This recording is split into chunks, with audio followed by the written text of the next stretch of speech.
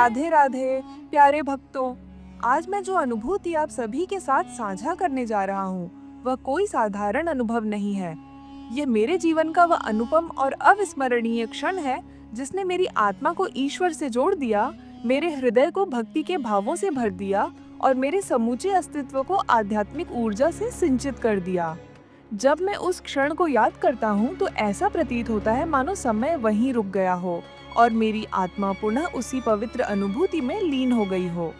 हमारे परम पूज्यनीय, श्रद्धेय और वंदनीय अनिरुद्ध महाराज जी को आप सभी भली भांति जानते हैं।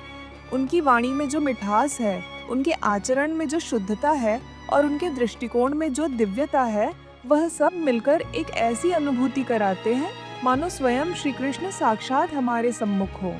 उनका हर एक शब्द सीधा हृदय में उतर जाता है और आत्मा को एक नई दिशा, एक नई भक्ति की लौ प्रदान करता है। लेकिन आज मैं केवल महाराज जी की बात नहीं कर रहा हूँ। मैं आज उस दिव्य स्त्री शक्ति की बात कर रहा हूँ जिनका स्मरण करते ही मन श्रद्धा से नत हो जाता है। हमारी परम पूज्यनीय गुरु माँ। उनके विषय में शब्द कहने से पहले ही भावनाएं आंखों से बहने लगती हैं, क्योंकि वे केवल एक गुरु माँ नहीं बल्कि माँ राधा की करुणा, माँ सरस्वती की वाणी और मीराबाई की भक्ति का सजीव स्वरूप है।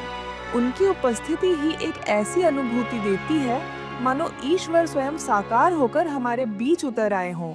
यह उस समय की बात है जब ब्रज भूमि में, जहाँ श्री कृष्ण ने अपनी अमृतमयी लीलाएं रची, एक अत्यंत भव्य और दिव्य श्रीमद् भागवत कथा का आयोजन हुआ था। उस विशाल आयोजन में लाखों भक्तों की उपस्थिति थी और अनिरुद्ध महाराज जी स्वयं मंच पर विराजमान थे। कथा के दौरान पूरा वातावरण भक्ति की गहराई में डूबा हुआ था। जैसे कोई भक्त ध्यानमग्न था, कोई नयन मोहदे प्रभु के दर्शन कर रहा था, तो कोई बस चुपचाप उस अलौकिक शांति को अपने भीतर समेट रहा था। कथा जैसे ही चरम पर पहुंची, महाराज जी ने एक मधुर मुस्कान के साथ घोषणा की, अब समय है भजन का और यह भजन प्रस्तुत करेंगी मेरी धर्मपत्नी, हमारी गुरु माँ। यह सुनते ही पूरा पंडाल एक अपूर्व नीरवता में डूब गया। वह नीरवता कोई सामान्य चुप्पी नहीं थी, वह उस क्षण की प्रतीक्षा में लीन एकाग्र श्रद्धा थी। तब मंच पर गुरु माँ पधारी। उनके चेहरे पर अद्भुत तेज था, उनके नेत्रों में करुणा की गहराई, चाल में योगिनी जैसी गंभीरता और मुखमंडल पर ऐसी शांति कि हर दर्शक उन्हें देखकर ही भीतर से बदलने लगा। उन्होंने नेत्र मूंदे, हाथ जोड़े और जैसे ही उनके कंठ से भजन का प्रथम स्वर फूटा, पूरा वातावरण मंत्रमुग्ध हो गया। वह स्वर कोई साधारण गीत नहीं था, वह आत्मा का स्पंदन था। ऐसा लगा मानो स्वयं श्री कृष्ण उनके माध्यम से सभी को अपना स्नेह प्रदान कर रहे हों।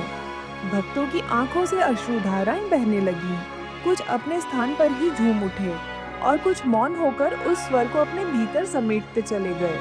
वह भजन कोई प्रस्तुति नहीं थी, वह साक्षात भक्ति की अनुभूति थी जहां आत्मा और परमात्मा एक हो गए थे। जब भजन पूर्ण हुआ तो क्षण भर ऐसा लगा मानो संपूर्ण सृष्टि रुक गई हो और फिर जैसे ही समय ने फिर गति पकड़ी, पूरा पंडाल जय श्री कृष्ण की ध्वनि से गूंज उठा। वह क्षण, वह अनुभूति, वह भजन, सब कुछ इतना दिव्य था कि आज भी जब उसे स्मरण करता हूँ तो हृदय उसी भावना में डूब जाता है। ऐसे अनुभव जीवन में एक बार भी हो जाए तो मनुष्य का जीवन वास्तव में सफल हो जाता है। वह पल मेरे लिए केवल एक स्मृति नहीं, वह मेरा आध्यात्मिक पुनर्जन्म था। यदि इस अनुभव से आपके मन में भी थोड़ी सी भक्ति, प्रेम या शांति जागी हो तो कृपया इस वीडियो को प्रेम पूर्वक लाइक करें, अपने प्रियजनों के साथ इसे साझा करें और हमारे चैनल को ससम्मान सब्सक्राइब करना न भूलें। राधे राधे।